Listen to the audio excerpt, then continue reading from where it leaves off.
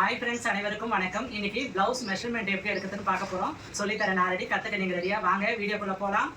எப்பவுமே blouse measurement பண்ணும்போது இதை மாதிரி சுருக்கங்கள்லாம் இருக்கும். அதை நல்லா அயன் பண்ணிட்ட பிறகு தான் நம்ம மெஷர்மெண்ட் எடுக்கணும். ஹீட்டு கரெக்டாக வைக்கணும். ப்ளவுஸை பொசிக்கிடக்கூடாது. கரெக்டாக அயன் பண்ணி எடுத்துக்கணும். ஃபஸ்ட்டு ப்ளவுஸுடைய கையோடைய அளவு எடுத்துக்கலாம். ஷோல்டரும் கையும் ஜாயிண்ட் ஆகிறதுலேருந்து ஸ்டார்ட் பண்ணி கையினுடைய நீளம் எவ்வளோன்னு பார்க்கலாம். 6 கொடுத்துருக்காங்க. கை சுற்றளவு 6 வருது. எங்கேயுமே லூஸ் விடக்கூடாது, மடிப்பு இருக்கக்கூடாது. நல்லா இழுத்து கரெக்டாக அளக்கணும். 6 வருது பாருங்கள் கை சுற்றளவு.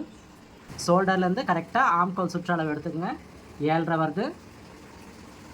பேக் லென்த்து ஷோல்டர்லேருந்து கரெக்டாக எடுக்கணும். 13.5 வருது. எப்பவுமே பாடி அளவு தான் ரொம்ப முக்கியம். நம்ம பாடியில் எப்படி ப்ளவுஸ் போடுமோ அதே மாதிரி கரெக்டாக ப்ளவுஸை போட்டு மெஷர்மெண்ட் பண்ணுங்கள். கரெக்டாக 19 வருது. இது பேக்கனுடைய அளவு. முன்னுயரம் கஃப் வரைக்கும் எடுக்கிறோம். பட்டி தனியாக எடுக்கணும். கரெக்டாக 11 வருது. ஷோல்டர் 10 இருக்குது.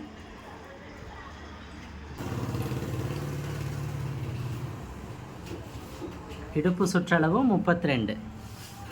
பட்டி அகலம் 9 இன்ச்சு வருது. உயரம் 2.5 வருது. ப்ளவுஸினுடைய மெஷர்மெண்ட்லாம் எப்படி எடுக்கணும்னு பார்த்துருப்பீங்க.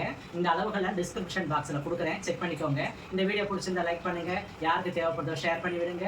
சப்ஸ்கிரைப் பண்ணி வச்சுங்க. வீடியோ ஸ்கிப் பண்ணாது பாருங்கள். அடுத்த வீடியோ சந்திப்போம். பாய்.